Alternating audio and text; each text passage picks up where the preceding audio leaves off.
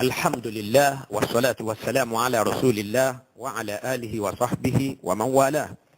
السلام عليكم ورحمة الله وبركاته. abala tí a wà wọ́n náà ni ibi tí a ti ń sọ díẹ̀ nínú irọ́ ìjọ ahmadiyya bẹ́ẹ̀ látòrí ànábì wọn tí í ṣe gulam ahmad al-Qadiani. a ti rí nínú ọ̀rọ̀ tí ó kọjá lọ nínú kẹsẹ̀tì tá a gbọ́ kọjá lọ tí í ṣe nọ́mbà 23 ní abala tá a wà yìí níbi tí gulam ahmad tí ó ti ń lọ tó ti ń bọ̀ nípa fífi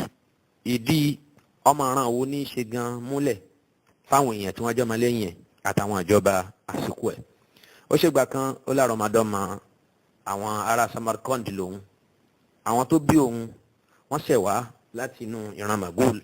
nígbà tó tún yá ọlọ́run tí ẹ ti fi hàn nínú vision wípé òun ń ṣe Magulian mọ́ o, Persian òun náà ni òun ń ṣe. bákan náà ó tún fi rẹ̀ tì láì ní ẹ̀rí kankan, láì ní mustanad, láì ní dalil, láì ní burhan, ó fi rẹ̀ tì sọ́dọ̀ anabi sallallahu alayhi wa sallam pé àrọ́mọdọ́mọ anabi Muhammad sallallahu alayhi wa sallam lòun ń ṣe. báwo ló ṣe mà? nítorí pé òun gbórílé Fatima tó jọ mọ anabi nìtàn níjọ́ kan. Ghulam Muhammad tó parun ní 1908 ó gbórílé Fatima ọmọ anabi sallallahu alayhi wa sallam radiyallahu ta'ala anha, ó gbórílé nìtàn nínú vision. òun wá establish láti inú ọ̀rọ̀ yẹn wípé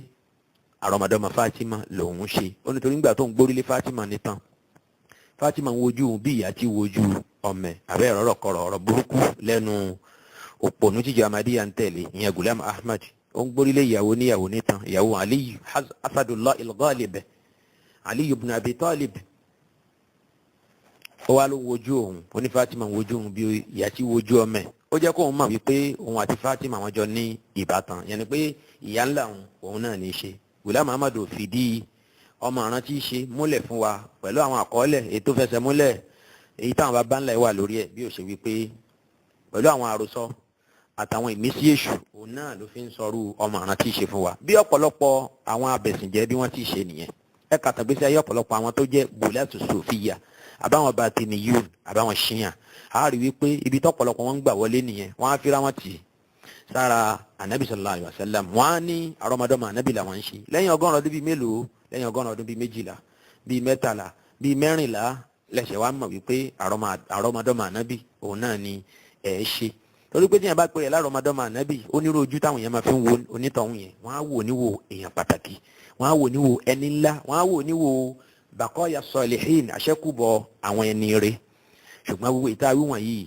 mùsùlùmí tó jẹ́ al-sunnati wal jamaa, àwọn ni wọ́n tají púpọ̀, àwọn ni Ọlọ́run ṣọ́ kúrò níbi ọ̀pọ̀lọpọ̀ aburú èyí tó ń bẹ níbi ìlànà àwọn tó ń fira wọn tì sínú mọ̀lẹ́bí ànábì sallallahu alayhi wa sallam yìí tí wọ́n yìí sì ṣàrọ̀mọdọ́mọ ànábì. nítòótọ́ al-sunnati wal jamaa wa máa kì wá ń lọ wípé ó yẹ ká lọ mọ̀ wípé bíbí ẹni kò dá nǹkan kan. ànábì sallallahu alayhi wa sallam sọ fún Fatima ọmọ ẹ̀ níjọ́ kan wípé ya Fatima amali, ìwọ Fatima, ó ní ya Fatima tó amali, ìwọ màmí Fatima ṣiṣẹ́ o, fa inni la ughni anki minallahi shay'a. tó bá di jọ́ ọ̀gbẹ́ dìde má rò pé mo lè dá ẹgbàá alẹ̀ níwájú Ọlọ́run bá kú níbi ìyà Ọlọ́run. iṣẹ́ rí tá a ní káwọn èèyàn ṣe, ìwọ náà máa gbọ́rọ̀ Ọlọ́run náà sì máa ṣàwọn iṣẹ́ olóore náà. torí wípé iṣẹ́ ènìyàn yóò ṣe sábà bíi lílà ẹ̀ níwájú Ọlọ́run. bó tilẹ̀ já sí pé iṣẹ́ òun kọ́ ni tíkẹ́ẹ̀tì, iṣẹ́ nìkan kọ́ ni tíkẹ́ẹ̀tì táwọn fi wà àlùjánnà. iṣẹ́ òun nìkan sì kọ́ ni sábàbí, bí ó ṣe pé àfi kí ìyọ́nú Ọlọ́run ọba kó tún wáyé lórí iṣẹ́ tí yẹn bá ṣe náà, Ọlọ́run kó yọ́nú sí wa. torí náà ńkọ́ man batta'a bihi amaluhu lam yusra' bihi nasabuhu. ẹni bá ti dípò kí níwájú Ọlọ́run pẹ̀lú iṣẹ́ ọwọ́ ẹ̀, kódà kójà àrọ́mọdọ́mọ ànábì, ìyẹn ò ní gbà á lẹ̀ tó bá di wájú Ọlọ́run. gbogbo à ń fira ẹni ti sọ́dọ̀ ànábì pé àrọ́mọdọ́mọ ànábì ni òun ń ṣe. tí Ghulam Ahmad ń ṣe yìí àlálà ológbò lásán ni, ọgbọ́n àti kẹran jẹ. gbogbo ọgbọ́n tó ń dà òun náà ni pé káyé lè bá ní confidence nínú ẹ̀, kí wọ́n lè gba iṣẹ́ tó wá jẹ́ fún àwọn èèyàn tí ṣe ìtọ́nu ẹ̀ràn, kí wọ́n lè gbà wọlé lọ́wọ́ ẹ̀, káyé lè máa wárí fún gẹ́gẹ́ bí ẹ̀ tó ṣe padà máa mọ̀ sí. nínú àwọn ọ̀rọ̀ tó tako làákàyè tó sì tako ara wọn, tó forí gbára wọn, èyí tó jáde látẹnu Ghulam Ahmad al-Qadiani òun náà ní wípé lábala ibi tó ti ń sọ̀rọ̀ nípa àwọn mọ̀lẹ́bí ẹ̀ ó ní nínú tíra Izalatu Qata'in page 16 àti tíra At-Tuhfatul Gurlawiyya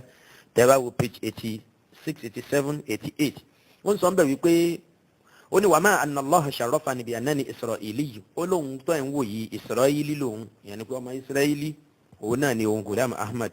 ó ní wà Fatimiyun aidan bákan náà Fatimiyu tún lòun àrọ́mọdọ́mọ Fatima lòun ṣe wa inna li nasiban min kilal arqayni ó ní nù ìran méjèèjì ìran Israẹli àti ìran Lárúbáwá lòun ti nípìn yẹn ni pé àrọ́mọdọ́mọ méjèèjì lòun ṣe bàbá ńlá òun Israẹli ni ìyá ńlá òun Lárúbáwá òun náà ni òun ní ṣe. ẹ jẹ́ ká tẹ̀síwájú nínú tíra nínú àwọn kan nínú àwọn tíra Ghulam Ahmad ó ń sọ ń bẹ̀ wípé ó ní anna al-Masiha alayhi salam kana tabi'an li Musa wa khadiman li dinihi ó ní Ghulam ó ní Isa ọmọ Maryam pé anabi kan ni tí ò dá wà lọ́tọ̀ ìyẹn ni wípé subordinate prophet ni anabi kan ni nabi'un tabi'un àbí nabi'un zilliyun gẹ́gẹ́ bí Ghulam Ahmad ṣe ń pẹ̀rẹ̀ ó ní Isa tẹ̀ ń wò yẹn kì í ṣe independent prophet ó ní ìkànnù àwọn subordinate prophet tó ń bẹ lẹ́yìn Musa torí pé ó ní Musa ní àrólé 13 gẹ́gẹ́ bá ti ṣe sọ nínú àwọn ìró ẹ̀ èyí tá a jáǹgbà yẹn pé Ọlọ́run àwọn ànábì wo ni Ọlọ́run kó jáde lábẹ́ Musa tí wọ́n yìí wá ṣe ànábì tó lè dá dúró bí ó ṣe pé khalifa ni wọ́n kàn jẹ́ aṣojú lásán ẹni pé wọ́n kéré púpọ̀ sí Musa àsọ pé òpùrọ́ ni Ghulam Ahmad Ọlọ́run ò gbé àwọn ànábì kankan dìde lẹ́yìn Musa alayhi salatu wassalam kí wọ́n máa wá jẹ́ àwọn ànábì tí wọ́n lè dá wà tí wọ́n ń ṣe ojúlówó ànábì bí ó ṣe pé wọ́n jọmọ lẹ́yìn fẹ́ lómi inú àwọn ànábì Ọlọ́run. afa Ghulam ń sọ wípé innal Masiha kana tabi'an li nabiyyin kamil ó ní Isa ọmọ Maryam tẹ́ ń wò yẹn ó jẹ́ ànábì kan ni tí kò dá wà subordinate prophet ni ó tẹ̀lé ànábì ńláńlá kan ni tó pé yẹn ni pé Isa ò pé láànábì ó wá tẹ̀lé Musa ó jọmọ lẹ́yìn Musa ni alayhi salam wa kana qadiman li dinihi bẹ́ẹ̀ sì ni Isa ó wá ṣerú sí ẹ̀sìn Musa ni yẹn ni pé Isa ò dá ní ẹ̀sìn kan pàtó kò sì dá níwèé kan gbogbo tó wá ṣe ń gbèsè ayé ẹ̀ ó wá ṣe ẹrú sí Musa àti ẹ̀sìn ẹni níbo láti rí àwọn ọ̀rọ̀ wọ̀nyí ẹ wo tírà Nurul Haq bákan náà ẹ wo tírà al-Khutbatul Ilhamiyya page 86 ẹ wo tírà Haqiqatul Wahyi page 135 ẹ wo ìwé tí wọ́n pè ní The Essence of Islam volume 4 page 50 àwọn bàbẹ́ bí Ghulam Ahmad bó ṣe yẹ̀yẹ́ anabi Isa alayhi salatu wassalam tó pè ní ìkànnà àwọn rẹ̀lẹ̀rẹ̀lẹ̀ anabi tí ó lè dá wà anabi tí ó wáyé wá ṣe nǹkan tó yàtọ̀ fún tọ́ga ẹ̀ wá ṣe bó ṣe yẹ̀yẹ́ anabi Isa alayhi salatu wassalam ṣùgbọ́n ó mà tún padà takò rẹ̀ nínú ọ̀rọ̀ yìí kò dúró lórí ọ̀rọ̀ yìí níbo mi nínú tíra ẹ̀ tó pè ní Tawdihul Maram tẹ́bá wo page 68 kí ló sọ ń bẹ̀ ó ní fa innani duna adina shakkin ó ní òun ò tiẹ̀ ṣe iyèméjì rárá ji'tu min Allahi ta'ala pé Ọlọ́run ló rán òun abẹ́rẹ́ òun ò ṣe méjì pé Ọlọ́run ló rán òun ṣé yẹn jẹ́ ọ̀rọ̀ ẹni tí ò ní làákàyè ló máa ń sọ ọdún ẹ̀ lẹ́nu pé mi ò ṣe méjì pé Ọlọ́run ló rán mi ìwọ ló máa ìwà jẹ́ pé ṣètọ́ni ló rán muhaddasan fi hadhihi al-umma Ọlọ́run rán òun ní ẹni tí òun bá sọ̀rọ̀ yẹn ni pé ẹni tó ń gba ìpèpè àtàwọn ìmísí látọ̀dọ̀ Ọlọ́run lòun wal muhaddasu aydan yakunu nabiyyan min wajhin ó lẹ́ni tọ́lọ̀ bá ti ń bá sọ̀rọ̀ tó ń gba wáyù ànábì ni o yóò máa jẹ́ ànábì lápá kan wa ma anna nubuwatahu laysat tammatan ẹnu wípé ìjẹ́ ànábì ẹ̀ kò ní jẹ́ nubuwa tamma kò ní jẹ́ complete prophethood ìjẹ́ ànábì ẹ̀ ò ní pé lakin fihi juz'un min an-nubuwa ṣùgbọ́n ìjẹ́ ànábì apá kan náà jẹ́ ànábì Ọlọ́run bẹ lára ẹni tọ́lọ̀ bá ti ń bá sọ̀rọ̀ tó bá ti ń gba wáyù li'annahu yahza bi sharafi mukalamati Allahi ta'ala torí pé ẹni bẹ́ẹ̀ Ọlọ́run bá ti pọ́n alẹ́ pẹ̀lú kó máa bá a sọ̀rọ̀ wa takshifu alayhi umuran ghaibiyya bẹ́ẹ̀ sì ni Ọlọ́run sì ń fi àwọn àṣírí ìkọ̀kọ̀ òfin hàn onítọ̀hún yẹn. ẹ jẹ́ kí n padà sókè díẹ̀ kí n wọnú tíra at-Tazkira page 699 àti tíra Haqiqatul Wahyi page 88 níbi tí Ghulam Ahmad ti sọ wípé ọ̀rọ̀ tí mo fẹ́ kà gan ni kí n tó ka ti tẹ̀ kan yẹn ó ní wa ma anna bani Isra'ila kana fihim anbiya'un kathirun Ghulam Ahmad ọ̀rọ̀ tó sọ lẹ́ẹ̀kan wípé Ìsá kìí ṣe ànábì tó dá dúró fún rẹ̀ wípé ànábì ilẹ̀ máa kan ni wọ́n lẹ̀ mọ́ Ìsá ni yẹn ni pé Ìsá ò dá wá ayé wọ́n lẹ̀ mọ́ Musa ni alayhi salatu wassalam alayhima as-salatu wassalam ó tún sọ̀rọ̀ mi tó yàtọ̀ fún tó sọ yẹn ó ní mo fẹ́ kà lẹ́ẹ̀kan tí mo fi ka bò mí ó ní wa ma annani wa ma anna bani Isra'ila kana fihim anbiya'u kathir ó ní tòun tí wọ́n yẹ jásí pọ̀ ọmọ Israẹli àwọn ànábì Ọlọ́run tó pọ̀ wà nù wọn illa anna nubuwwatahum ẹnu wípé ìjà ànábì ẹnì kọ̀ọ̀kan nínú àwọn ọmọ Israẹli yẹn àwọn ànábì bani Isra'ila bíi Yakub bíi Yusuf bíi Dawud bíi Suleiman bíi Zakariya àti bẹ́ẹ̀ bẹ́ẹ̀ lọ lam takun natijata tiba'ihim li Musa ó ní kì í ṣe pé wọ́n jẹ́ ànábì nítorí pé wọ́n tẹ̀lé ànábì Musa alayhi salam kíkẹ́ Ọlọ́run kó máa bá ànábì Musa ó ní ìjà ànábì àwọn bani Isra'ila yẹn àwọn ànábì Ọlọ́run tó wà nínú àwọn ọmọ Israẹli ó ní ìjà ànábì wọn kì í ṣe pé Ọlọ́run ṣe wọn lànàbì nítorí pé wọ́n tẹ̀lé Musa a rí pé ọ̀rọ̀ yóò takò ní tó sọ lẹ́ẹ̀kan nígbà tó ní Isa torí pé ó tẹ̀lé Musa òun náà lọ́lọ́run ṣe ní ànábì ṣùgbọ́n kò wà independent kò dá wà òun ló tún sọ ń bò mí yìí pé gbogbo àwọn ànábì tán jẹ́ ọmọ Israẹli tí Isa sì ń jẹ́ kan nínú wọn ó ní kì í ṣe pé wọ́n jẹ́ ànábì Ọlọ́run torí pé wọ́n tẹ̀lé ànábì Musa alayhi salatu wassalam ṣàrí bí ọ̀rọ̀ òpùrọ́ bí ti rí òun náà ni à ń rí ìtàn bá ní ká pé bí ti rí wá bẹ́ẹ̀ sì ni eléyìí mú wa rántí tí Ghulam Ahmad sọ fún wa wípé ó ní writings of a liar compulsorily contains contradictions ẹni tó rí ẹ bá ti dàrú ẹ ní ṣaláì máa rí àtakò nínú ọ̀rọ̀ rẹ̀ ọ̀rọ̀ tí mo kà lẹ́ẹ̀kan èyí tí mo tú fún wa wípé Ghulam Ahmad lóhùn ṣe méjì pé Ọlọ́run ló rán òun ẹni tó bá sì jẹ́ muhaddasu ẹni tó Ọlọ́run bá ń bá sọ̀rọ̀ kì í ṣe ànábì in full ó kàn jẹ́ wípé ànábì ní lápá kan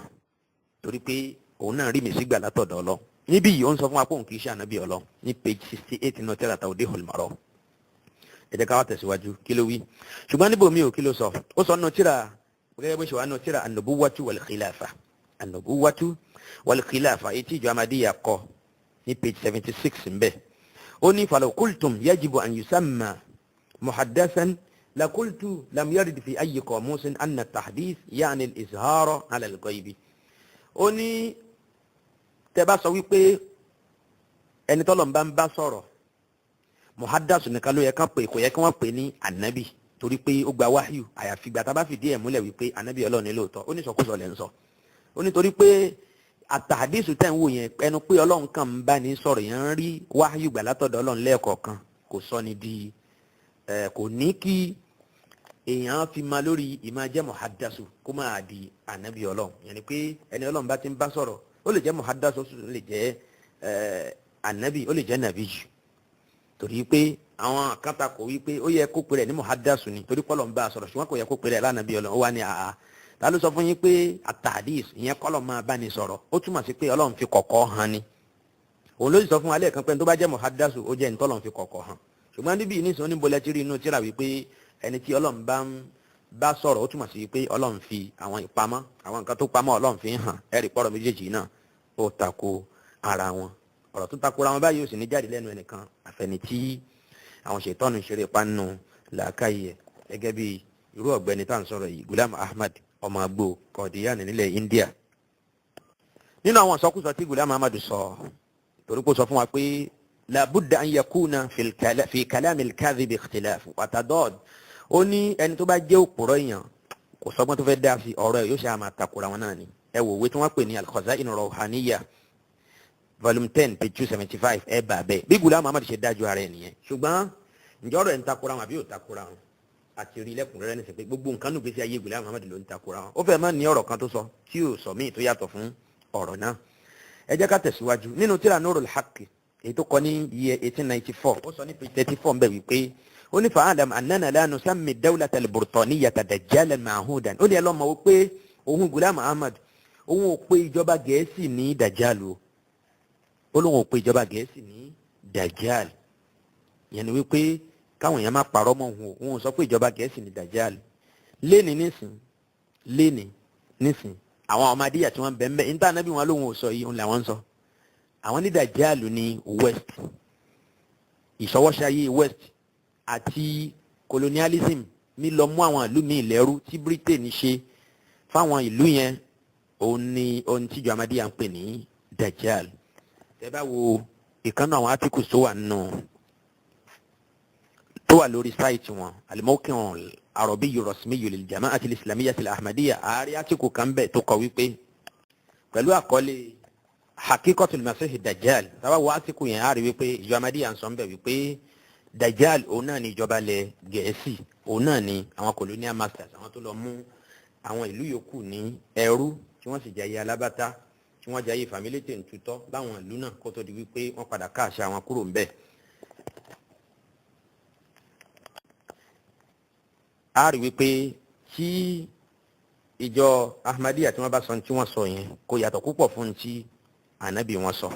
bó tilẹ̀ já sí pé ó ń parọ́ nínú tírà Nurul Haqq page 34 ó ní fa'lam ẹ lọ́ máa wo annana la nusammi dawlata al-Burtaniyyata dajjalan ma'uda ó ní àwọn pé ìlú Gẹ̀ẹ́sì ẹ̀rí wípé Ghulam Ahmad ilẹ̀ India ló wà ń gbà yẹn ìjọba India ló sì ń darí ìjọba Gẹ̀ẹ́sì ló ń darí ilẹ̀ India torí náà ńkọ́ ó ní ẹ má jẹ́ káwọn èèyàn gbọ́ kó ń sọ pé ìjọba Gẹ̀ẹ́sì ni dajjal ó lóun ò tiẹ̀ sọ tó jọ bẹ́ẹ̀ o ṣùgbọ́n ìgbà tó padà débò míì torí wípé ó sọ fún wa pé ẹni orí ẹ̀ bá dàrú tó sì ya wèrè àbí mùnáfìkì àbókùrọ̀ òun náà lọ́rọ̀ ẹ̀ máa ń takora wọn ẹ̀jẹ̀ àwò njó sọ̀rọ̀ míì tó yàtọ̀ fún ń ta ló sọ yìí ó ń sọ nínú tírà at-Tabligh page 53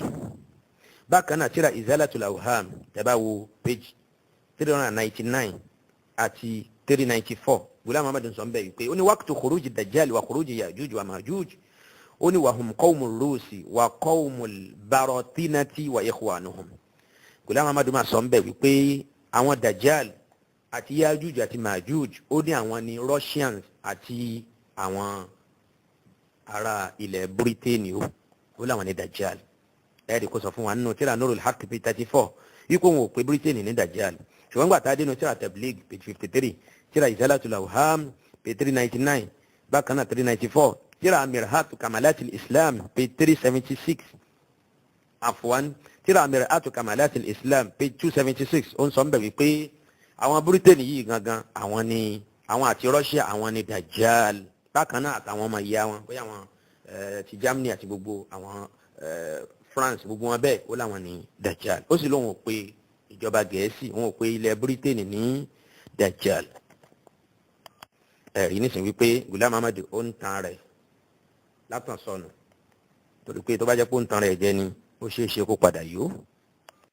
nínú àwọn ọ̀rọ̀ tí yóò bá làákàyè mu torí pé àwọn ọ̀rọ̀ náà takora wọn ó sì túmọ̀ sí wípé ẹni wèrè ń ṣe díẹ̀díẹ̀ bẹ́ẹ̀ tó ń yọ wèrè ṣe òun náà ló sọ àwọn ọ̀rọ̀ náà ó ní wípé nínú tírà at-Tazkirah ẹ bá wo page 478 Ghulam Ahmad sọ̀rọ̀ kan bẹ́ẹ̀ kí ló sọ ó ní da'awtu dhata marratin lish-shifa'i min hadhaini al-maradayni tamaman ó ní òun bẹ Ọlọ́run ọba kó láwọn kó ṣe wòsàn fún òun níbi àìsàn méjì tó ń bá òun jà tẹ́ ẹ bá gbàgbé àìsàn méjì wo ló ń bá òun jà òun náà ni àìsàn tó nìkan dààmú òun lágbárí tí jẹ́ kóun ṣubú lulẹ̀ gbì bí òye ojú bí ọdẹ orí gángan wẹ́rẹ́wẹ́rẹ́ ó ń bá òun jà ó sì ní ìkejì ń bá òun jà lọ́wọ́ ọ̀sàlẹ̀ ó ní pé àtọ̀gbẹ ìtọ̀ ṣúgà ó ń dà òun láàmú débi wípé òun á máa tọ̀ nígbà 100 láàrin ọjọ́ kan ṣoṣo àtọ̀ nígbà 100 times lójúmọ́ kan ṣoṣo ó wá ní àìsàn burúkú méjèèjì tá a wí àìsàn òṣì ọlọ́màfìrú ẹ̀dán wa wò ó ní àìsàn yẹn òun lànàbì sọ pé yóò máa ṣe Ìsá ọmọ Maryam ńgbà tó bá padà wá ń gbẹ̀yìn ayé ànàbì sọ pé Ìsá ọmọ Maryam yóò sọ̀kalẹ̀ pẹ̀lú mahrudataini aṣọ méjì yóò ró kan sókè yóò wọ̀ kan sókè yóò wọ̀ kan sísàlẹ̀ Ghulam Ahmad wá tútù mọ́ mahrudataini yẹn ó ní ìtumọ̀ náà ní àìsàn méjì tó ń ṣe òun ẹ̀rí wípé ohun tá à ń pè ní làákàyè bó ṣe wù kó lè kéré mọ́ Ghulam Ahmad ò ní pinnu ẹ̀ kò sì ní tìjú ìdí nìyẹn tí mo fi ń sọ fún wa pé ìjọ Ahmadiyya ń ṣèjọ tí èèyàn máa ń kó dẹ̀lílù wá fún láìpẹ́ yìí títí di nǹkan bí aago kan àbọ̀ kódà májúmọ́ àárọ̀ yìí náà ni mò ń bá wọn tá a wí wọ̀nyí látúnjọ ń sọ̀rọ̀ nípa àwọn dọ̀là láti wọn a rí wípé gbogbo ń tà ń sọ kí là ń sọ kí là fàtótó yẹn wọ́n ní kò sí tó burú téèyàn bá fi Ọlọ́run wé olè wọ́n ní kò burú kéèyàn fi Ọlọ́run wé octopus mo ní ẹ̀dẹ̀ fi Ọlọ́run wé ẹlẹ́dẹ̀ ńgbà yẹn ẹ fi wé ajá wọn à lè sọ̀rọ̀ àmọ́ wọ́n rí pé ìta ànábì wọn ṣe yẹn kò sí tó burú ń bẹ̀ ẹ rí pé téèyàn bá ń jiyàn pẹ̀lú Ahmadiyya ẹ jiyàn pẹ̀lú ẹni tó ní làákàyè rárá ẹ ń jiyàn pẹ̀lú èèyàn kan tó já sí wípé wèrè ń ṣe wèrè ẹ ń jiyàn pẹ̀lú èèyàn kan tó já sí wípé wọ́n ti change ọpọlọ ẹ̀ torí pé nǹkan ló ń ronú mọ́ ó wá ń yà mí lẹ́nu àwọn brothers tó ń dá sí ọ̀rọ̀ tí kálukú ń send audio messages wípé irú èèyàn wo tiẹ̀ làwọn eléyìí gan afa fún yín ní àyà Kùránì tó ní fala tadribu lillahil amsal Ọlọ́run ní ẹ má ṣe fi àpèjúwe lélẹ̀ fún wọn lọ ẹ má fòun jọ nǹkan kan Ọlọ́run ní laysa kamithlihi shay'un tó ti bẹ́ẹ̀ náà gbogbo bá ti ń sọ̀rọ̀ yẹn kò yé wọn ó ń jẹ́ kí n mọ̀ pé àṣàwọn èèyàn kan wà lóòótọ́ tó jásí pé làákàyè tó wà lágbárí wọn kì í ṣe tó kún bọ̀ kódà àfẹ́ lè pè ní second hand gan ó ṣe é ṣe kó jẹ́ kí nǹkan bíi 50 hand àbí 10 hand níbi tí nǹkan ti ṣe ọpọlọ yẹn dé wọn àdá ronú tí wọ́n ní wọ́n sọ ni wọ́n ń sọ Ghulam Muhammad sọ pé ànábì sọ pé ẹni tó bá ti rí òun ti rí Ọlọ́run. Ó dá ẹ sáwo ń bo làdísì yẹn wà, wọ́n ní Ghulam Muhammad ju àdísì lọ. Òun ò ní láti ẹ̀ máa wo tíra pé ń bo làdísì wà, ó lè jẹ́ nínú àwọn ọ̀rọ̀ tọ́lọ́ ń bá a sọ nínú Revelation ni. Ó fẹ́ sọ̀rọ̀ ó ní ànábì sọ báyìí. Ó dá ṣe ká dá gbogbo ìgbìyànjú àwọn aládìsí ká dá gbogbo ẹ̀ sílẹ̀, kí kálukú kàn máa fi tó wù tí sọ́dọ̀ ànábì sallallahu alaihi wasallam. Ara ń tà ń fà lálẹ́ àná nìyẹn tó jẹ́ ń dago kan àbọ̀ kí n tó sùn. Ibi tá àdánwò yẹn burú sí òun náà ni wípé ọ̀nà tí wọ́n gbé kalẹ̀ yìí ọ̀nà tó yára jù láti finish ẹ̀sìn ni. Àwọn èèyàn wà aráyè láti máa pa ìrọ́mọ ànábì sallallahu alaihi wasallam. Ẹ̀rí Amadu Tijani ni olóhùn àtànábì àwọn jọ máa ń jókòó nù yàrá ni. Ànábì àjókòó lórí kúṣíǹṣì àkàn. Òun náà jókòó lórí kan àwọn bá jọ ń béèrè lọ́wọ́ ara wọn. Òun máa bí ànábì ó sì máa dáhùn. Ó sọ ànábì di the correspondent tí wọ́n rán wá láti iléeṣẹ́ ìròyìn kan àbí láti iléeṣẹ́ tẹlifíṣàn kan kó máa gbọ́rọ̀ lẹ́nu ti tiẹ̀ lànàbì wa ń rí gbọ́ ànábì jáde kó omi tí Ọlọ́run ti ní kó máa gbádùn lọ́hùn ó wá rán lọ́dún àdán ti tiẹ̀ wọ́n jọ ń jókòó wá lànàbì kì í fi ìmúlẹ̀ láwọn ọjọ́ kan àwọn òjò wà ní látàrọ̀ títí dalẹ̀ kódà bó ń lọ yàgbẹ́ náà ànábì ń tẹ̀lé ẹ lọ náà ni ṣe rí i pé àwọn wọ̀nyí wọ́n ó bẹ̀ ẹ̀sìn jẹ́ pẹ̀lú àwọn ìlànà lédè wọ̀nyí torí náà ńkọ́ ẹni tí ò bá ti ya rẹ̀ ńlá káyè tó sì wà lójú ọ̀nà sufi tijaniya kọ̀dìríya ṣàṣìlíya nàkṣàbàndíya rìfàhíya sàrùwàrdíya jàṣkíya nàkṣàbàndíya gbogbo àwọn ọ̀nà yàyàyà wọ̀nyí tí wọ́n ń ya lọ náà yìí àfi tí wọ́n bá túbá wọ́n wá bẹ̀ ẹ̀sìn jẹ́ ni ẹ kú òǹbẹ ẹ ta parada ẹ kú òǹbẹ àwọn wọ̀nyí ọ̀nà tán gbé kalẹ̀ ọ̀nà tí ó bẹ̀ ẹ̀sìn Islam jẹ́ ni kódà ní mẹ́yàtọ̀ láàrin alukurani wọ́n máa láyà láti fi kún kurani wọ́n ní sọ láti fa sínú kurani ló ti jáde ìjà rẹ̀ ní ọmọ ìyá mi ẹ jẹ́ kí n fọ̀rọ̀ ní sùfìlẹ̀ ní ìsìnjáde torí pé tí wọ́n yẹn àbọ̀ abáni aburú tí gbogbo wọn dá sínú ẹ̀sìn yìí Ghulam Muhammad wá dé gbogbo aburú yẹn ládé ni òun yà wèrè ju gbogbo àwọn yòókù yẹn lọ àwọn tí wọ́n yà wèrè inú ẹ̀sìn Islam yìí tí wọ́n wá bà ẹ̀sìn Islam jẹ́ tí wọ́n ń parọ́ mọ́ ànábì irú wọn ló ń sọ wípé sọ láti fa tinú Quran ló ti jáde tí èèyàn bá yà wèrè dáadáa èèyàn ní lè sọrú ọ̀rọ̀ yẹn ni mo sọ pé àwọn ọ̀rọ̀ kan bẹ ṣètọ́nù ní lè pa àwọn tó kọ́ ń ṣe tí wọ́n wá mọṣẹ́ jù lọ àwọn ni wọ́n ń sọrú ọ̀rọ̀ yẹn kéèyàn máa wá sọ wípé òun àtànábì àwọn jọ ń pàdé kódà Ghulam Muhammad tiẹ̀ sọ wípé òun máa interrogate Ọlọ́run òun á jókòó pẹ̀lú Ọlọ́run báyìí ní face to face òun á máa kó gba àwọn béèrè òun síwájú Ọlọ́run Ọlọ́run máa dáhùn gbogbo béèrè náà kódà tí béèrè yẹn tó bá lé ní 50 Ọlọ́run ní lọ yàtọ̀ bẹ́ẹ̀ yóò dé Ọlọ́run má lé ní wàlẹ̀ yasubila Ọlọ́run ní lọ láì dáhùn gbogbo àwọn ìbéèrè náà. ẹ ọmọ yá mi náà Islam tí yóò jẹ́ ká dákẹ́ lórí ọ̀rọ̀ ọmọdé àlélẹ́ yìí á dákẹ́ bí báwo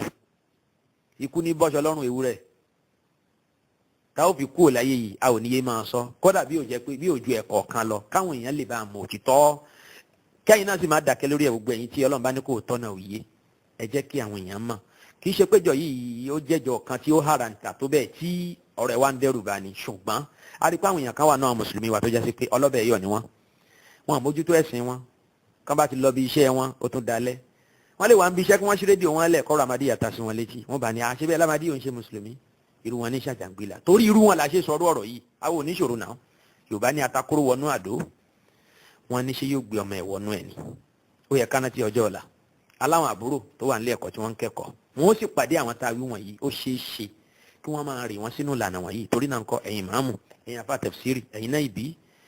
ẹ̀yin àfa àkọ́mọ ń kéwú ẹ̀yin missionaries àwọn apò tẹ́ ẹ wà yẹn nínú iṣẹ́ tọ́lọ̀ ń gbé kọ́ yín lọ́rùn òun náà lè eléyìí tí mò ń ṣe yìí bẹ́ẹ̀ lè ṣerú eléyìí ẹ fọ́n ọ̀rọ̀ yìí ká débi tẹ́ ẹ bá lágbára dé latubayyinunnahu linnas wala taktumuna ẹ̀yin náà ṣiṣẹ́ Ọlọ́run yìí èyí tẹ́mi ń ṣe yìí mi ò gbà tẹ́ǹkọ́bọ̀ lọ́wọ́ ẹnìkan kan bẹ́ẹ̀ sì ni àṣìṣe kíjọba kan kò sí Ahmadiyya yìí sọ tẹ́yìn bá ti ń sọ nǹkan kan ní òótọ́ ọ̀rọ̀ báyìí wọ́n á ní Saudi ló ń gbowó fún àwọn aláyé bàjẹ́ tẹ́yìn Yorùbá ti bàjẹ́ ìyẹn máa ṣerú àwọn zọ́nà burúkú bẹ́ẹ̀ yẹn èmi máa Saudi rí ni àbí mo dé Saudi rí torí náà ńkọ́ gbogbo ntọ́lọ̀ ń bá fún ní kálukú wa òun náà ní ká fi ránṣẹ́ yìí lọ́wọ́ liyahya man hayya an bayyina wa yahlika man halaka an bayyina yuzhiru Allahu ala ad-din kullihi walau kariha al-mushrikun kí Ọlọ́run bá lè kí ọlá kó lè jẹ́ kí ẹ̀sìn Islam kó borí gbogbo àwọn bídíà burúkú àwọn yàyà bíi kọ́díyaníyà tìjàníyà nàkṣàbàndíyà sàrùwàrdíyà kọ́díríyà tí wọ́n yà wá sínú ẹ̀sìn Islam yìí kí wọ́n tún lè bá a padà ìyà jáde padà àbí kí wọ́n mọ̀nà kí wọ́n dúró ti ẹ̀sìn Islam tí ó sọ wọ́n di ọmọ àlìjẹ́nà tí ó sì jẹ́ kí ìkẹ́ Ọlọ́run ọba kó mọ gbogbo wọn dàrú torí náà ńkọ́ oníkálukú wa ká gbìyànjú kí a kópa títí wa lórí ìmọ̀nà Ọlọ́run ọba ká má fojú kéré àwọn àtàwí wọ̀nyí torí wípé bí ẹ̀fọn ti rí yẹn Yorùbá ní ẹ̀fọn lè jábàlú wọn ní aláǹtakùn tẹ̀ ń wò yẹn àbí kòkòrò ó ṣeé ṣe kó gba ẹ̀jẹ̀ innal ba'udata tudmi muqlatal asadi kòkòrò kékeré tẹ̀ ń wò ní ó mà lè gba omi lójú kìnìún torí pé ńgbà tó bá kó sí mú tó bá bẹ̀rẹ̀ sí ní rìn káàkiri bí ìrà ti rí yẹn kò sígbà tí kìnìún ò ní padà forí sọgi kò sígbà tí ò ní padà lárí málẹ̀ torí náà nǹkan bíjọ Ahmadiyya bá kéré jù báyìí lọ ẹ má fojú kéré wọn. ẹnìkan náà àfa wa Sheikh Abu Ishaq al-Huwaini ó ní walau kana aduwwuka namla fala tanamla kódà bí ọ̀tá rẹ̀ ò bá ju kòkòrò ẹ̀ka báyìí lọ má ṣe sùn bí tó bá wà o tòrò ṣe é ṣe kó jásí pé wọ́n bá ti sùn tábà ń bọ̀ wá fa burú ṣe é nìyẹn èèyàn gbọ́dọ̀ rí ẹ̀ka ńlẹ̀ kó gbé ẹ̀kẹ́ ẹ̀ lẹ̀ bẹ́ẹ̀ ni tó bá gbé ẹ̀kẹ́ ẹ̀ lílẹ̀ báyìí tó ní mo ti score ẹ̀ járí mi fojú ẹ̀ka bí báwo ẹ̀ka bá ta ní létè tètè ẹ̀ bá wú kọ́ńkọ́ àbó bá ta lójú fún rẹ̀ náà ni ó mọ̀ pé téèyàn bá rírò ẹ̀jọ́ mi a máa kọ́ yanjú ẹ̀ ní kó tó di pa gbẹ́kẹ̀lé lẹ̀ ó túmọ̀ sí pé a gbọ́dọ̀ fojú kéré nǹkan kan nínú tó bá lè ṣe wá ní aburú ámbẹ̀lẹ̀ ń tà sí ọ̀rọ̀ Ahmadiyya kì í ṣọ̀rọ̀ aburú kékeré Ebola ni tó ní agbára kódà ó tún burú ju Ebola lọ àrídìí sísì kan tó kúfùrù laysa ba'da al-kufri sharrun laysa ba'da al-kufri sharrun téèyàn bá ti jẹ́ kèfèrí kò sí aburú míì tí ẹni yẹn tún lè ṣe kódà bó pààyàn kódà bó ṣe ṣìnà kódà bó mutí kódà bó jalè kódà gbogbo ohun tí ìbárí kò ṣe ẹ má gbàgbé wípé ètò tóbi jù nínú aburú òun náà ló ti ṣe yẹn pẹ̀lú àìgbọ́rọ̀ sọ́lọ́run ọba ẹ̀ àtàìtẹ̀lé àṣẹ Ọlọ́run ọba ẹ̀ Ọlọ́run ní inna Allaha la yaghfiru an yushraka bihi wa yaghfiru ma duna dhalika liman yasha Ọlọ́run sọ nínú suratul Luqman bákan náà wípé inna shirka la zulmun azim Ọlọ́run ní ṣírkù tẹ́ ń wò yẹn òun ní ẹ̀ṣẹ̀ tó fi tóbi jù Ọlọ́run kó má ṣe wá ní mushrikun níbo ni mo ti lọ ẹ̀yàn màyà mi ẹ jẹ́ ká padà síbẹ̀ àfáà Gùlámù mo ní látara pé ó ń tọ́ ìpẹ̀lú làákàyè àwọn ọmọ ẹ̀yìn ẹ̀ ń tó ní ká máa wí ni wọ́n ń wí káàkiri Yorùbá ní ta bá fan fún fèrè ó ní fèrè ń fan jáde nínú àwọn ọ̀rọ̀ tí ò bá làákàyè mu tó sọ ó ní wípé aṣọ méjì tá Ànábì sallallahu alaihi wasallam sọ pé yóò máa bẹ lọ́rùn Isa alayhi salatu wassalam nígbà tó bá sọ̀kalẹ̀ nígbẹ̀yìn ayé Gùlámù Ahmadu nígbà tó ti pè rẹ̀ ní Isa ọmọ Maryam gbogbo òròyìn tá Ànábì ròyìn nípa Isa gbogbo ẹ̀ ló yí á padà máa sọ lẹ́kùnrẹ́rẹ́ tẹ́sí mà pé Gùlámù kò nọ́mà rárá ó ní láti jásí pé ó ti ní gángan nínú ọpọlọ mo sì ń bọ̀ wá bẹ́ẹ̀ irú àwọn àìsàn wo ló ń ṣe Gùlámù Ahmadu gan díẹ̀ lélẹ́yìí tí ó ń sọ fún wa ń bí ó láìsàn méjì aṣọ méjì tí Ànábì ní Isa Maryam ó wọ̀ sọ̀kalẹ̀ nígbà tí ó bá sọ̀kalẹ̀ nígbẹ̀yìn ayé yẹn òun náà láìsàn méjì tó ń ṣe òun Gùlámù Ahmadu aṣọ kan lókè òun ní gángan tó ń dààmú ọpọlọ ẹ̀ òyì ojú bíi kó dúró kó kàn ṣubú lulẹ̀ wọ̀ ó lè máa kírun gbà míì òun náà fúnra ẹ̀ náà ló sọ gbogbo ọ̀rọ̀ wọn yìí àwọn akọ́là ń wá sí lẹ́nu ìyẹn mo fi sọ wípé ìjọ Ahmadiyya kìí ṣe ìjọ kan tí yẹn ṣe máa ń lọ wá pọ́ńpọ́ àti àdá wípé ẹ lọ ní olílọlẹ́ lọ wọn nídìí ẹ sáà ti kan tó wà nínú tíra wọn fáwọn èèyàn àṣírí wọn ò ní bò ìjọ kan ní tí Ọlọ́run ò bò àṣírí ẹ̀ látàná wa ṣùgbọ́n nítorí wípé ṣètọ́nù náà padà lẹ́yìn wọn ó kọ́ wọn máa ń ṣe púpọ̀ ó jẹ́ kí wọ́n rí ọ̀pọ̀lọpọ̀ nǹkan fi pamọ́ fáwọn èèyàn bẹ́ẹ̀ bá ṣí tẹlifíṣàn wọn kí lẹ́ẹ̀ máa wò nínú tẹlifíṣàn wọn wọ́n lè máa sọ̀rọ̀ nípa ìmúra obìnrin wọ́n lè máa sọ̀rọ̀ nípa ìbágbé àlàáfíà láàrin mùsùlùmí àti ẹni tí kìí ṣe mùsùlùmí wọ́n lè máa sọ̀rọ̀ nípa kí ni solution tí Islam wá sí àìní tó ń bá àwọn èèyàn jà irú àwọn programs bẹ́ẹ̀ lẹ́ẹ̀ máa rí lórí tẹlifíṣàn wọn òun lẹ́ẹ̀ máa gbọ́ lórí àwọn rédíò wọn òun náà lẹ́ẹ̀ máa rí tí wọ́n máa takò níbi ọ̀pọ̀lọpọ̀ àwọn seminar àtàwọn symposium tí wọ́n organize ìdí nìyẹn tí ò jẹ́ káwọn èèyàn máa gbogbo ní tà ń sọ wọ̀nyí ó wà nù tíra ni àwọn ò ní sọ ọ́ síta tá a bá fún wọn lọ́nà fún ni tí ó bá yẹ pé àwa dúró táwọn ọmọ náà lọ́rùn a tẹ̀ wọ́n nú a fún wọn lọ́fun a fún wọn lọ́rùn ló jẹ́ kí wọ́n padà máa wá fọ́ ní tí wọ́n ń fọ́ jáde pé yes now Ànábì ni náà kí ló kù tẹ́fẹ́ ṣe bàbá ńlá yín lè mú wa kó ọ̀rọ̀ táwọn ọmọ yẹn ń sọ nìyẹn pé ṣé bàbá ńlá tí wàá lè kó àwọn kúrò nù Islam nìyẹn bá ṣe ń bá wa sọ̀rọ̀ lórí WhatsApp group nìyẹn níjọ́ lẹ́yìn tí Ahmadiyya sọ̀rọ̀ ọ̀rọ̀ yẹn rí tẹ́lẹ̀ wọn à ní sọ náà torí pé àtijọ́ ń bẹ pẹ̀lú wọn nísìn Yorùbá ní ọlọ́jọ́ àfà ọ̀pẹ mọ́ṣáláṣí àwa pẹ̀lú wọn àti di kọ́sọ́mà torí wípé láti bí oṣù mélòó sẹ́yìn òun náà láti jọ ń wọ àkó pẹ̀lú àwọn ìròrí burúkú wọ̀nyí pé ẹ̀yin ṣe rí báyìí tẹ́ ń pera yín ní mùsùlùmí wọ́n padà wá ń jẹ́wọ́ ọrú èèyàn táwọn ṣe wọ́n ní kò burú Ọlọ́run lè jọ olè ní tó bá fẹ́ jọ náà ni kò jọ bí òjò olè kò jẹ ẹlẹ́dẹ̀ bí òjò olè ẹ wá ní níbo làwọn ti fi Ọlọ́run wé ẹlẹ́dẹ̀ àfáà kan sọ̀rọ̀ wípé wọ́n fi Ọlọ́run wé ẹlẹ́dẹ̀ wá níbo làwọn ti sọ bẹ́ẹ̀ ẹ fi wé ẹlẹ́dẹ̀ sí ẹ fi wé olè ẹ fi wé ẹlẹ́dẹ̀ bọ̀tẹ́ fi wé octopus ẹranko nú omi ẹran nú omi èwo ló wá yàtọ̀ nísìn èwo ló san nínú méjèèjì gan nísìn wọ́n lè pè mẹ́wàá ló ṣe ó ní kì í ṣe mẹ́wàá onímẹ̀sán àtàbọ̀ ni ọgbọgbọ́n náà fi ń pèyàn lẹ́ranko wọn ní wọ́n gbé wọn ní ẹkùn bí àṣà àfa mú mi kán ó lẹ́lòmí ní Yorùbá máa fọgbọ́n gbọ́n pèyàn lẹ́ranko tó bá wọlé tó ní ẹkùn náà bẹ́ẹ̀ sì ni ẹranko lẹ́kùn ń ṣe bẹ́ẹ̀ sì ni ẹlòmíì wọn ní jàkùmà ni jàkùmà wọn àfẹ́ pè ní ẹranko ni táwọn bá pè lẹ́ranko yóò bínú ṣùgbọ́n nígbà wọn pè lẹ́kùn inú ẹ̀ ń dún ọlọ́mọdé àgọ́fà àmì ìfà afa gulam gẹ́gẹ́ bó ṣe ń fọpọlọ àwọn ọmọlẹ́yìn ẹ̀ ṣeré ó ní àìsàn méjì ní ó máa dààmú Ìsá ń gbà yẹn Ọlọ́run kó ṣe ànábì Ìsá kó ń bí àwọn àrùn karùn àwọn àìsàn àtọ̀gbẹ àwọn àìsàn ọdẹ orí wẹ́wẹ́wẹ́ tó ń dààmú Gulam Ahmad ó ní ó máa bá Ìsá ọmọ Maryam jà nígbà yẹn òun náà sì ní Ìsá ọmọ Maryam náà àdúgbò fọlọ́n pé Ìsá tiẹ̀ ló ń bá àìsàn náà ń dààmú kì í ṣe ànábì Ìsá alayhi salatu wassalam. ó ní àìsàn méjèèjì náà òun náà ni àìsàn ètò ń ṣeun lókè àti ètò ń ṣeun sálẹ̀ òun wá bẹ Ọlọ́run ọba pé kọ́lọ́run ṣèwòsàn fún òun kúrò níbi àwọn àìsàn méjèèjì náà ẹ máa wọ ọ̀rọ̀ tó ń sọ ń bì yìí o ó ní fàjà al-jawabu òun ní kí Ọlọ́run ṣèwòsàn fún òun pátápátá níbi àwọn àìsàn méjèèjì náà lè fi bá dé látọ̀dọ̀ Ọlọ́run torí Gulam Ahmad bá ti tẹ bọ́tìnì Ọlọ́run báyìí Ọlọ́run dáhùn ni ó ní gbogbo tóun bá ti sọ báyìí Ọlọ́run ò ní ṣaláì dáhùn gbogbo ìbéèrè tóun bá ti béèrè Ọlọ́run ò ní ṣaláì dáhùn gbogbo àdúrà tóun bá ṣe kò ní ṣaláì gbà gbogbo nǹkan ìyẹn ni pé bí ẹni pé títí ẹ lọ́lọ́run rán ẹ padà máa gbọ́ngbà tá a bá ń sọ nípa gbàgbọ́ Amadi ó níbi tóun bá wà lọ́lọ́run wà Ọlọ́run sọ fún òun pé ibi tóun Gulam Ahmad bá wà ní ọ̀hún Ọlọ́run wà wàlẹ̀ yasubillah ó ní hadha lan yakun ó ní Ọlọ́run bá sọ fún òun pé ìwọ Gulam ó ń bẹ Ọlọ́run pé ó ń bẹ̀ mí Ọlọ́run pé kí n ṣe ìwòsàn fún ẹ bí àìsàn méjèèjì yẹn eléyìí ò lè ṣẹlẹ̀ láíláí o ní ṣe ìwòsàn fún ẹ bí àìsàn méjèèjì náà o fàwùlìkìyà fi rú'in olóba bọ́sùn lọ́kàn min indillahi ta'ala tọ̀dọ̀ Ọlọ́run bá lè kí ọlá pé anna hadha aidan min alamatil masihil maw'ud ìgbà tọ́lọ̀ náà ò ní ṣèwòsàn fóun bí àìsàn méjèèjì yẹn òun bá rántí pé kò burú gbà yẹn àjẹ́ pé àwọn àmì tán ti ní Ọlọ́run fi sọ wípé àwọn yóò fi dáyín sọmọ Maryam mọ̀ tó bá sọ kalẹ̀ ń gbé yàyín náà ni àjẹ́ kó di àmì nìyẹn láìsàn bá di àmì ẹ̀yẹ màyà àmì nẹ́sìn Islam kí ló kónú làákà ìlọ́dọ̀ ẹ̀ ń tán pè lámàdí ìyẹn mo sọ wípé pé ìwà forí gbálẹ̀ rí tí yóò sì ṣàìsàn ọpọlọ rí kò ní máa já máa di àbí kó jásí pé wọ́n tàn án ni wọ́n tàn án débẹ̀ wọ́n gba ọ̀nà kan tàn òun náà ni yóò máa fi bẹ láàrin wọn ṣùgbọ́n tíyẹn bá mọ gbogbo ń tà sọ wọ̀nyí tó tún wá wà ń bẹ̀ ẹ mà pé inú kó jásí wípé onítọ̀hún yẹn ó ti mú ọ̀nà abẹ̀ yẹn ní ọ̀nà àjẹ ọ̀nà ọ̀fun ọ̀nà ọ̀run ni torí pé ó ń rí jẹ ń bẹ̀ ó ní láti jásí pé inú àwọn intihaziyun àwọn opportunists àwọn tó jẹ́ beneficiaries nínú ìlànà yẹn òun ló ń tọ̀hún yẹn àbí kẹ́kọ̀ọ́ jásí pé ṣèyítọ́ọ̀nù ti sọ onítọ̀hún náà pátápátá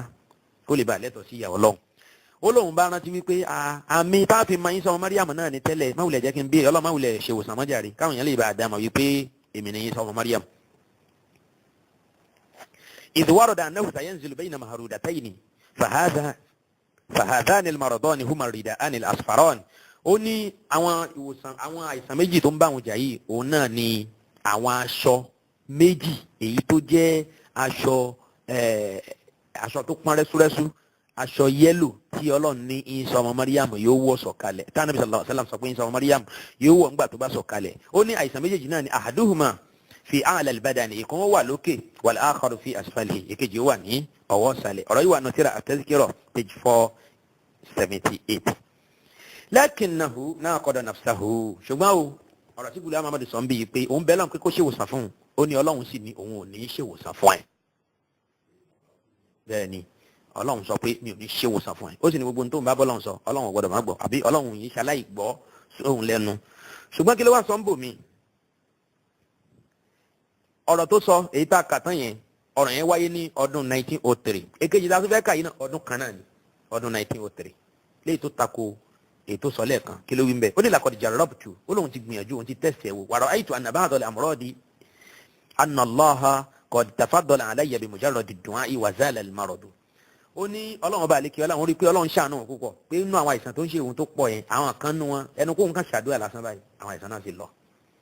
faqabla bid'ati ayyamin sa'at halati ó ní nǹkan bí ọjọ́ mélòó sẹ́yìn òun rí wípé condition òun ò dáa ẹ sílẹ̀ òun ò wà òkè bisababi kasratil bawli pẹ̀lú pé òun tọ̀ ìtọ̀ náà pọ̀ òun kàn tọ̀ ní yìí wal ishal bẹ́ẹ̀ sì ni kéèyàn máa yàgbẹ́ gbúrúgbúrú ó ń bá wọn jà tẹ́ǹpẹ́ ní ishal fakumtu bi du'a ló ń bá bẹ́ẹ̀ lọ́wọ́ bá fatala qaytul ilham lọ́lọ́ ń bá báwọn sọ̀rọ̀ nínú ilham pé du'auka mustajab àdúrà rẹ̀ ti gbà ìwọ Gulam fawajadtu anni qad tamasaltu lishifa'i ba'daha fawran ló ń bá rí pé ìwòsàn bá dé lẹ́sẹ̀kẹsẹ̀ inna Allaha inna lillahi afdal alwasafati kulliha wa hiya jadiratun bil ikhfa walakinni ufakkiru anna hadha bukhlun fa adtaru li kashfihi linnas ó ní àdúrà tó ń ṣe yẹn tọ́lọ́run sì gbà yẹn òun rí pé orí tọ́lọ́run ṣe fún un ní kọ̀kọ̀ ni kóun má bàa wá ya ahun kóun má sì jẹ alánìkàjẹ òun ní kóun ra aṣọ díẹ̀ fẹ́yìn èèyàn kóun fún yín ní a tip from the iceberg kẹ́yìn náà lè máa bí àdúrà tí gbà tó níjọ́ tẹ́yìn náà bá ní àtọ̀gbẹ́ àtàwọn ọdẹ orí kankan kẹwàá bọ̀ òun Ghulam Muhammad kóun lè bàa bẹ́ lọ́n fún ìwòsàn fún yín. a rí i pé ọ̀rọ̀ yìí nìsín ó lóun bẹ ọlọ́run ṣíṣe ìwòsàn fún wọn kúrò níbi ìtọ̀ ṣúgà tó ń dàrún láàmú. èyí tá a kà lẹ́ẹ̀kan ó sọ fún wa wípé ọlọ́run ò ṣe ìwòsàn fóun ṣẹ̀rí pé Ghulam lọ́dẹ orí torí òun fúnra ẹ̀ náà ló sọ fún wa wípé òpùrọ̀ èèyàn ọ̀rọ̀ ẹ̀ oníṣàlàyé takora wọn. ó ní walakinna al-majnuna wal-munafiqa yakunu fi hadithihi ikhtilafun wa tanaqud ó lẹ́ni torí ẹ̀ bá dàrú àbí munafiki ọ̀rọ̀ ọ̀rù wọn ní takora wọn. ó ní làákàyè òní sọ̀rọ̀ méjì káwọn ọ̀rọ̀ náà máa jara wọn níyàn. ìjọ Ahmadiyya kí ló tún kù tẹ́ tún fẹ́ gbọ́ láti lè mọ̀ wípé ẹni tẹ́ mú ní aṣáájú yìí kì í ṣànábì ọlọ́run pòkì ni kì í ṣọ̀rẹ́ ọlọ́run ọmọlẹ́yìn ṣètọ́ọ̀nì ni kódà àríkú tún du kùrìsí yìí máa ṣètọ́ọ̀nì nídìí gan pẹ̀lú gbogbo àwọn tí a máa ń mọ̀ wọ̀nyí. ṣebí téèyàn bá mú ọ̀pọ̀lọ́ tí ò bá jọ kọ̀ǹkọ̀ Yorùbá ní àájọ ẹlẹ́ni ẹjọ́wọ́ ẹjẹ́ ó lọ tá a bá mọ́pọ̀lọ́ tí ò bá jọ kọ̀ǹkọ̀ Yorùbá ní àájù lẹ́ni kò sí ní tó burú mbẹ̀. kí ló dé tí ẹ rí Ahmadiyya ní tí ẹ fẹ́ ṣe kù lẹ́yìn ìgbà tí a nù ojú ọ̀nà náà tó padà ti fara hàn sí ẹ má rí wa gẹ́gẹ́ bí ọ̀tá yín ẹ jọ̀wọ́ ọ̀pọ̀lọ́ tẹ mú yìí lẹ̀ kì í ṣe kọ̀ǹkọ̀ ẹjẹ́ ó lọ ní títí ẹ ẹnìkan nú àwọn akọrin Lárúbáwá òun lójú oyé wa pé Lárúbáwá kan ó ní Lárúbáwá oko kan ó fẹ́ yàwó nígbà tó fẹ́ yàwó yẹn ìyàwó tó fẹ́ ó rò pọ̀ màgé ni ṣùgbọ́n nígbà tí ìyàwó padà délé ẹ̀ ó rí i pé kì í ṣọmọge o arúgbó ni òun kówó lé o àmọ́ bó ló ti rìn bóyá wọ́n gbà ní o wọ́n gbà àgbáwọ́ ìgbà tó padà wàá mọ̀ pé arúgbó lòun fẹ́ ṣùgbọ́n ìyá ṣàn pákéjì gbogbo ẹ̀ pọ̀ mọ́ra wọn ṣàn pákéjì gbogbo ẹ̀ pọ̀ mọ́ra wọn pé kó ṣáà lè jọra wọn kó lè fi dùn lójú ọkọ ẹ̀ torí wípé lẹ́ẹ̀kọ̀ọ̀kan ó ṣeéṣe kárí arúgbó tó ń jà jíkẹ́ ẹni pé ọkọ ẹ̀ yóò máa jíkẹ́ yóò máa jígẹ̀ bó tilẹ̀ jásí pé èèyàn ò tó nǹkan Yorùbá ní bolotira arúgbó tí ń jà jíkẹ́ ní Lárúbáwá yìí bá bẹ̀rẹ̀ sí ní sọ̀rọ̀ ó ní àjúzùn ó ní tamannat àjúzùn an takuna fatiyatan tamannat àjúzùn an takuna sabiyatan وقد يبس لجنبان وحده دبا الزهر تروح إلى العطار تبغي شبابها وهل يصلح العطار ما أفسد الدهر أني تزوجتها قبل الهلال بليلة فعاد محاقا كله ذلك الشهر وما ضرني إلا خضاب بكفها وكحل بعينيها وأصوابها صفر. Lárúbáwá yìí bá forin sẹ́nu ó ní arúgbó ó ní mo fẹ́ bẹ́ẹ̀ sì ni ọmọge ni mo pè é ó ní ajuzun tamannat an takuna fatiyatan àbí an takuna sabiyatan ó ní ọmọbìnrin náà ìyá arúgbó náà òun náà ń fẹ́ ó fẹ́ dọmọge ó ń wù kóun náà dọmọge kó lè bá a dẹyin lójú ọkọ ẹ̀ wàkọ́dí yabusal jambani wàhdáwù dábàá zọ́hárù ṣùgbọ́n wàkọ́dí yabusal jambani gbogbo ẹgbẹ́ ẹ̀ ló ti gan yìí kò lè ṣe é tẹ̀ mọ́ gbogbo ẹ̀ ó ti dàbí páfun tó gan búrẹ́dì tó ti gan wàhdáwù dábàá zọ́hárù bẹ́ẹ̀ sì ni ẹ̀yìn náà gan fúnra ẹ̀ ti dábàá ẹ̀yìn ti tẹ̀ gbogbo gbìyànjú láti dúró dáadáa gbogbo ẹ̀ náà ò sírètì mọ́ kò sírètì rárá tàrúhù ilẹ̀ àlànà tọ́ọ̀rì ó wá ń wọ́gbọ́n dá sí pé kí lòun ó ṣe ló bá ń yọ lọ bá bàbá onítùràrí bàbá onílọ́fíńdà wípé tẹ́bùgì ṣàbábà ha ó ní kí àtọ́ọ̀rù kó bá ń wá tùràrí tó wọ́n máa lò tára ó fi jọ̀lọ̀ gbogbo ẹ̀yìn tó ti gan òní tí gbogbo ó fi dúró dáadáa tóun náà ó fi di àríkẹ́ àríyọ̀ àjíkẹ́ lójú ọkọ ọ̀hún wa aliyu sílẹ̀ òhùlà àtọ́ọ̀rù máa àfúsàdà dàrú afáàní ẹ̀dàkùntà ní ta ló lè dàrú ẹ̀wò gan ṣé àwọn blacksmith àwọn alágbẹ̀dẹ ṣé wọ́n máa ń rọ èèyàn ni ta ni ó rọ ìyá arúgbó tí ó fi dọmọge padà kò sẹ́ni ó tó bẹ̀ láti ṣe bẹ́ẹ̀ ṣé ó ní tùràrí kan lọ́dọ̀ tó lè fún ìyá arúgbó pé máa lo tùràrí tó bá ti fi ń para ara rẹ̀ ó jọ̀ lọ́wọ́ àdàbí omidan padà màmá 65 yóò bá dàbí ọmọ 25 àbí yóò dàbí ọmọ 18 ìwọ kò possible ẹ wá wò Lárúbáwá yìí ní tazawwajtuha nígbà tó ń fẹ́ obìnrin náà qabla al-hilali bilaylatin ní nǹkan bí oṣù kan sẹ́yìn òun náà ló ń fẹ́ arábìnrin náà fa'ada muhaqqan kullahu dhalika ash-shahru ọlọ́run fẹ́ ìgbà tó ń fẹ́ òun fẹ́ gẹ́gẹ́ bí ìlétésù ni bí àṣẹ̀ṣẹ̀ yọ òṣùpá èyí tó rẹwà lójú ẹni tó kálukú ó mọ̀ wípé oṣù míì ló tún yọ yìí bóun ti fẹ́ nìyẹn ṣùgbọ́n ń gbà tí ó ṣe tó bù ṣe gàdà lòun bá rí wípé àṣoṣùpá náà ó ti kágbá àṣoṣùpá náà ó ti yí ó ti sákò bíi bọ́ọ̀lù ó ti dodidi ìyẹn ni pé ọjọ́ ẹ̀ ti oorun ẹ̀ dín rebi àti wọ̀ọ̀kùn bẹ́ẹ̀ sì ni òṣùpá náà ó ti ń kásẹ̀ ńlẹ̀ ó fẹ́ máa kẹ́rù ọkọ eléyìí ò ní pẹ́ kú yorùbá lẹ́ni farúgbó kányìn ní òrùpó sí ẹni farúgbó kányìn wọ́n lò ní òun ní òrà pó sí ó ní wà máa gọ̀rọ̀ ní kò sí ní tó tàn mí jẹ ìjọ amadíyà máa gbọ́ kí ló tàn yín jẹ lára amadíyà ṣé programs ni wà máa gọ̀rọ̀ ní ilá àkìdọ́bùn bí kàfíhà lárúbáwá yẹn nígbà tó ń fẹ́ omidan ló ń pè ọmọge ló ń pè ó ń ṣe bí ọmọge ọ̀sìngínì kí ló fà torí pé òun rí làálì tó ń ṣe wẹ́lẹ́wẹ́lẹ́ lọ́wọ́ rẹ̀ abẹ́rẹ́ nǹkan báyìí ṣẹ́ni wọ́n ti gbà lálábà wà máa gọ̀rọ̀ ní ilà àkìdọ́bùn bí kàfíhà ó ní làálì ọwọ́ ẹ̀ tó jẹ́ kí ọwọ́ náà dúró rente tó ń wò lọ́ọ̀kan tó ń rí pé ó rẹwà òun lòún wò wà kó ló ń bí àyìnà ìhà bẹ́ẹ̀ sì ni tìró tó dúró negin lójú rẹ̀ tó jẹ́ kójú náà kó tún wá yọ bíi tuntun òun lòún wò wá aṣọ abúhà sọ́fùrù bẹ́ẹ̀ sì ni aṣọ rẹ̀ léyìí tí ó ń ṣẹlẹ́lẹ́ aṣọ rẹ̀ tó tuntun negin òun lòún wò lòún fi rò pé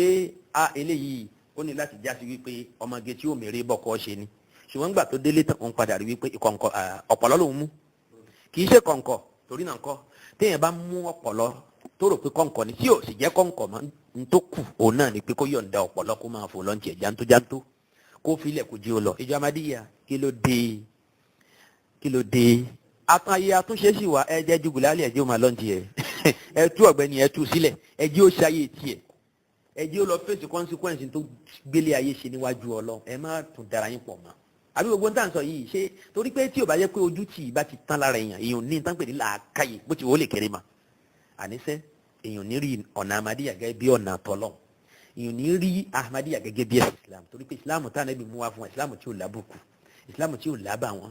àwa gbọ́ wípé wọ́n tàn yín wọbẹ̀ ni àbí kí àwọn bá bá ńlá yín ló bí yín síbẹ̀ àwọn kèfèrí ní inna wajadna aba'ana ala ummatin wa inna ala asarihim muqtadun wọ́n làwọn báwọn bá ńlá wọn lórí àánú yẹn ni lórí ìlànà tí wọ́n rìn yẹn àwọn náà sì ń tẹ̀ lórí pa wọn ó dà tó bá yẹ pé báyìí náà ṣe báwọn bá ńlá yín nìyẹn torí nísìnyí ẹlẹ́sìn pé 100 ọdún tẹ́ ẹ wọ Nàìjíríà yìí láti bí 1914 àbí 1916 tẹ́ ẹ ti dé lu yìí ó túmọ̀ sí pé á ti rí generation àbí mẹ́ta tí ó máa jẹ́ Ahmadi ó túmọ̀ sí pé wọ́n bí àwọn kan síbẹ̀ nínú yín ni àwọn tó darapọ̀ mọ́ Ahmadi wọn ò tó nǹkan àwọn tí wọ́n ń bí síbẹ̀ nínú àwọn àtìpìlẹ̀ àwọn náà ló pọ̀ jù ó dára tó bá já sí pé ṣe ni wọ́n bí yín síbẹ̀ ṣé dandan ni wọ́n ní owó bàbá ògbọ́mọlà náà iṣẹ́ bàbá ògbọ́mọlà kálukú ó ṣe tiẹ̀ lọ́tọ̀ọ̀tọ̀ ni méjì ni Ànábì Ibrahim bá rẹ̀ nínú àná kò tẹ̀lé ó ṣe wá àtúntò bàbá ẹ̀ ni àbẹ́ kanu suratu Maryam ni wípé ìwọ bàbá mi èmi rí ìmọ̀ àgbà látọ̀dọ̀ Ọlọ́run tẹ̀lé mi kó o lè ṣe oríire torí náà nǹkan yẹn má tẹ̀lé àwọn bàbá ńlá yín tí wọ́n mú yín rin ọ̀nà yẹn ẹ ṣe tiyín lọ́tọ̀ ààrẹ ni tí bàbá ẹ̀ jẹ́ tẹ̀blígì tí ò ṣe tẹ̀blígì mọ́ sámù torí ẹ̀ jábọ́ ayé òsì torí ẹ̀ parẹ́ ó ń bá tiẹ̀ lọ náà nìyẹn ẹ máa wá ṣiṣẹ́ lórí àwọn òbí yín ká tó wá sọ wípé ọ̀nà Ahmadiyya tó tẹ̀ jẹ́ pé kófòrò sọ̀rí ẹ̀ ni torí náà ńkọ́ ẹ ronúkúwàdà oorun tó wà ń ta ó sì taṣọ ọgbẹ àtúnṣe sì wà fún yín ẹni tó fi arúgbó tó rò pọ́ máa gé nìyẹn kí ló kù tí ó wàá ṣe nísìnyí ṣé ó máa mánéjì ẹ̀ lọ́bẹ̀ náà ni wọ́n ti tán nìyẹn wọ́n ti gbà kó tètè àlọ́gbà dáwórì ẹ bá ń kó mi gbogbo iṣu tí mo kó fún yín ó yá wọ́n gba gbogbo ẹ̀ padà ẹ bá ń kó nǹkan mi padà torí pé irú nìka àbẹ́yìn irú nìka àbáyìí òun náà ni ṣẹ̀rí àgbà wà láyìí ká ṣe fásikọ̀ ẹ̀ yẹn ni pé ká túlẹ̀ ká yọ̀ǹda obìnrin yẹn pé kó máa lọ a ṣe fásikọ̀ ẹ̀ pé ọ̀tọ̀ ni tí mo rò pé wọ́n bá ń bẹ ọ̀tọ̀ ni tí mo bá ń bẹ irú ẹ̀ náà ń pè ní bí yẹn bá mọ́pọ̀ lọ tí ò bá jọ kọ̀ǹkọ̀ ó yẹ kéèyàn yọ̀ǹda ẹ̀ kó máa lọ ni àtúnṣe sí wa àwọn nǹkan míì wà àtúnṣe ò sí fún ẹlẹ́kọ̀ọ́ kan ó ní aláàlẹ́yìíta ṣàbábà yahudu yawman fa ukhbirahu bima fa'ala al-mashibu fa ukhbirahu bima fa'ala al-mashibu ó ní àlá ẹ wá gbọ́ ẹ̀yin èèyàn mi ẹ wá lẹ́yìíta ṣàbábà yahudu yawman kí ìgbà ìwé mi ìgbà ọ̀dọ́ mi ìgbà tí mo wà ní Ṣàngóòde ìgbà tí mo ń bẹ lọ́mọdé tí mo lè bọ́ sọ́tún bọ́ sósì kí ìgbà náà kó sì tún padà wá nígbà tí darúgbó nìyẹn o ó wá ń sọ pé kásìkò ọ̀dọ́ òun sì tún padà wá ẹ dákun ẹ rí pé àríkọjá ti bálẹ̀ tó ṣú ilẹ̀ tó ṣú àríkọjá ti bá ọjọ́ yẹn ti lọ á tún máa ka ọjọ́ mi ni tóun mi ò bá tún yọ lókù tójúmọ́ mi ò bá tó málùkù èyí tó lọ yẹn ti lọ kò sọ́gbọ́n tá a lè dá sí tá a fi lè pé padà. laita shababa yahudu yawman fa ukhbirahu bima fa'ala al-mashibu fa ukhbirahu bima fa'ala al-mashibu. ó ní bí kódà bí ó tiẹ̀ ju wákàtí kan lọ àbọ̀jọ́ kan nínú àsìkò èwe mi tó bá fi lè padà wá kí mi lọ́jọ́ ogbó tí mo wà yìí wọ́n ròyìn fún wọn kò wọ́n rò wípé ìwọ àsìkò ọ̀dọ́ mi kí ló dé tó fi mí lẹ̀ lọ orí tí ogbó fojú mi rí bí n bá mú ẹran kan báyìí pẹ̀lú tọ́ni wọ́n ń pò máa nà pò àti kò jọ tọ́ kò jọ gbogbo ẹ̀ kò ní ṣe é jẹ bọ̀rọ̀ mọ́ àwa dẹni tí ò lè jẹran mọ́ àwa ń jẹ yín àbá ń jẹ kí náà tó máa ń jẹ náà kí làwọn arúgbó máa ń jẹ àwọn à ń jẹ ìjà àwọn míì wọn máa ń jẹ bẹ́síkẹ́ ẹ̀yọ̀ mọ bẹ́síkẹ́ ń bì àwọn aráàlú òkè mọ bẹ́síkẹ́ wọ́n tán fi sóyà bẹ̀nsì ṣe wọ́n rà gé kéèkì báyìí ó dàbí ìgbà tí wọ́n bá sí ẹyin tí wọ́n fọ tí wọ́n kó sínú nylon táwọn á ṣètò jìnnà yẹn bá ṣe gé yẹn bẹ́ẹ̀ náà ní bẹ́síkẹ́ yẹn náà ó ṣe rí àwọn àgbààgbà ni wọ́n jẹ́ àwọn míì ń jẹ́ dọ̀nbọ̀rọ̀ nílẹ̀ lọ́rin ìyẹn sìnkín èyí tán fi ẹ̀jẹ̀ ṣe haramu nìyẹn ní ẹ̀sìn Islam yẹn gbọ́dọ̀ máa jẹ́. ó ní bí àsìkò ewé òun bá padà wá tó wá bẹ̀ ń wò kódà bí òjú àlejò ọjọ́ kan kó ń gbà òun ròyìn fún tí ó fi lọ òun kàn máa rojọ́ ni pé n tí o gbó fojú mi rí ìwọ ọ̀dọ́ ìwọ ọgbà ọ̀dọ́ ó sì dàbí kó o padà wá báyìí ṣùgbọ́n irú yẹn ò ṣeé ṣe bí yàrá bá fárúgbó tó rò kọ́ máa gidi ó ṣe é fi ilẹ̀ kó tó lọ fẹ́ mi àbí ò ṣe fi ilẹ̀ ṣùgbọ́n èèyàn ò lè dá àsìkò ewé rẹ̀ padà nígbà tó gbó ti dé kò ní ṣeé ṣe ala layta shababa ya'udu yawman fa ukhbirahu bima fa'ala al-mushib. ìjọ Ahmadiyya àpèjúwe àkọ́kọ́ tí mo mú wáyẹn tí lárúbáwá tó fi arúgbó tó rò kọ́ máa gidi òun náà ni tìyín bẹ́ẹ̀ ni tìyín ẹ̀ṣẹ̀ ẹlẹ́ẹ̀kejì torí wípé àsìkò sì wà fún yín láti ronúkúwàdà láti túbá tẹ́ ẹ̀ bá rò wípé àwọn ọ̀tá wa ló ń sọ̀rọ̀ ànígbọ̀rọ̀ sí wọn lẹ́nu tẹ́ ẹ̀ bá gbọ́ lẹ́ni ẹ̀ gbọ́ ìyà níwájú Ọlọ́run ṣùgbọ́n kó tó di ọjọ́ ìyà kọ́lọ̀ kó ṣàánú èmi àti yín kó má jẹ́ kí akú ní kèfèrí kó sì bá ṣe ìtọ́sọ́nà fún àwọn tí wọ́n wà ní ìlànà kúfúrú tá ń pè ní Ahmadiyya. Yorùbá ní kò sígbà tá a dáṣọ tá a rí lẹ̀ fi wọ̀ torí náà ń kọ́ ẹ lọ́ mọ̀ ìjọ Ahmadiyya pé ilẹ̀kùn àforíjì Ọlọ́run ọba kò tí ń gbà kọ̀ọ̀kan àsìkò tí ilẹ̀kùn àforíjì Ọlọ́run ọba ó tì òun náà nígbà tó rùn bá ń yọ níbi tó ti ń wọ̀ tẹ́ ẹ bá túbá ń gbà náà Ọlọ́run nígbà mọ́ kó tó wá di pé yàfúùtù kọ́ òlù lẹ́yìntà kó tó di pé àmọ́ sọ pé fáàtà kọ́ òlù lẹ́yìntà ó ti bọ́ kò ṣeé ṣe má ẹ tètè ronúkúwàdà torí pé ó wu Ọlọ́run láti dá yín sí ni kẹ́ ẹ lè bá a tún gbèsè ayé yín ṣe kọjọ́ ọ̀la yín lè bá a dájú ànátẹ̀ ń lóbọ̀ ẹ ronú o ẹ ronú Ghulam Muhammad kì í ṣe ọlọ́pọlọ kì í ṣe onílàáká ìbìlẹ̀ níta sí pé yóò jẹ́ ní ọlọ́ ká tó wá sọ wípé yóò jẹ́ ànábì ọlọ́ ẹni táyé ò dábò ni ó ṣe táyé ṣe kayfa yuslih wa laysa salihan báwo ni Ghulam Muhammad ṣe wá sọ pé òun fẹ́ tún ayé ṣe tó rí pé tá a sì rí páyé tiẹ̀ gan ò dáa torí náà kọ́ ẹ ronú kí wàdà kẹ́ ẹ padà lẹ́yìn ìsúnmọ́ndẹ̀rẹ̀ yẹn kò yẹ lẹ́ni tẹ́ ẹ tẹ̀lé torí ẹ nílàáká ìjó lọ orí ti yín pé ju ti tiẹ̀ lọ torí náà kọ́ ẹ máa gbé ọpọlọ yín fún dídìrín kó máa bá yín lò torí pé yóò sọ yín náà di dídìrín ni àpèjúwe tá a rí nìyẹn lára Ahmadiyya ó ní pé kò sí bí wọ́n ṣe nílàáká yìí tó tá má ti di Ahmadi téèyàn bá ti di Ahmadi báyìí yóò gọ̀ kò ní ronú bí ọmọlúwàbí mọ́ kò ní rí láì fínú kan fi Ọlọ́run jọ octopus kò ní rí nǹkan kan tó burú nínú kí wọ́n fi Ọlọ́run wé wèrè kò ní kà á sí kéèyàn máa fi Ọlọ́run wé olè torí pé nínú làákàyè ẹ̀ àwọn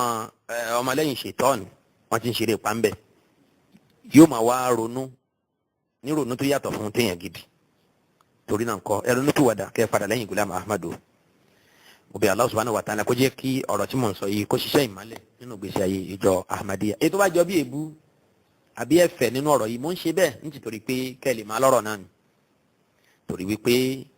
a ti sọ àwọn ọ̀rọ̀ èyí tó lẹ̀ púpọ̀ síwájú tẹ́lẹ̀ ṣùgbọ́n a rí wípé àbíkú yín sọ lóògùn dèké bí yóò bá ṣe máa ń sọ nínú ọ̀rọ̀ wọn a rí wípé ẹ fẹ́ gbọ́ ẹ fẹ́ gbà bóyá eléyìí tá à ń ṣe yìí náà bóyá yóò ṣe yín láǹfààní torí náà nǹkan ẹ ronú pìwàdà kó tó di pé àrékọjá ò ba ilẹ̀ tó ṣú níbi Allah subhanahu wa ta'ala kó ṣe ìtọ́sọ́nà fún yín kó má jẹ́ kí èmi àtàwọn ọmọ ìyá mi kí á sọnù láíláí. سبحانك اللهم وبحمدك أشهد أن لا إله إلا أنت أستغفرك وأتوب إليك والسلام عليكم ورحمة الله وبركاته.